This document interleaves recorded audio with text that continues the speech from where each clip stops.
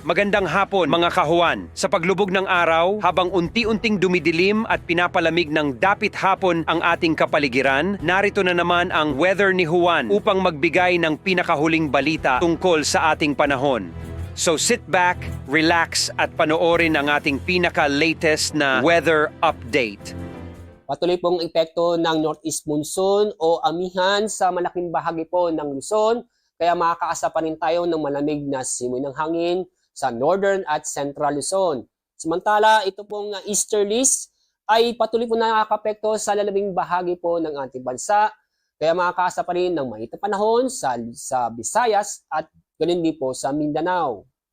Maganda pong balita, wala po tayong binabantayan o namomonitor na sama ng panahon, low pressure area o bagyo sa dagat Pasipiko, lalo na po sa loob ng ating Philippine Area of Responsibility.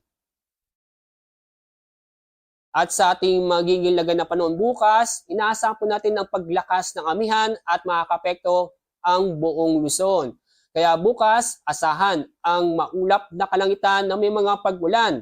Kadalasan po may hina hanggang sa katamtamang pag-ulan sa Cagayan Valley.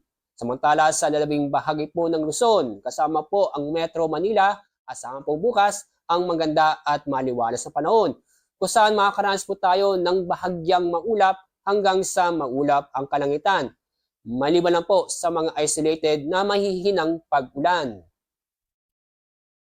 At dako tayo sa lalabing bahagi po ng ating bansa. Itong buong Kabisayaan, fair weather po tayo at kung saan makakaranas po tayo ng bahagyang maulap hanggang sa maulap ang kalangitan, maliban lang po sa mga isolated na pag-ulan dala ng thunderstorm. Sa Davao Region, Caraga, ganun din po sa Soc-Sargen ay fair weather po tayo bukas, maliban lang po sa mga isolated na pag-ulan. Sa labing bahagi po ng Mindanao, tulad po sa Buanga Peninsula, Northern Mindanao, at sa lalawigan po ng Basilan, Sulu at Tawi-Tawi, bukas po magiging maulap ang kalangitan na may mga kalat-kalat na pag-ulan at thunderstorm.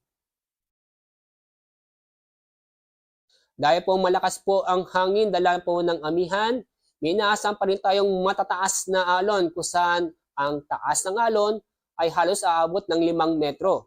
Ang mga baybaying dagat na makakaranas sa matataas ng alon ay sa Batanes, northern coast ng Cagayan, Babuyan Islands at sa northern coast ng Ilocos Norte.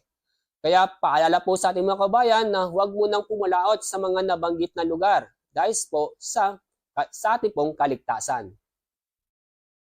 Ang araw pong lulubog mamaya po hanggang 5:38 ng hapon. Bukas, ang araw sisikat sa ganap na 6:22 ng umaga.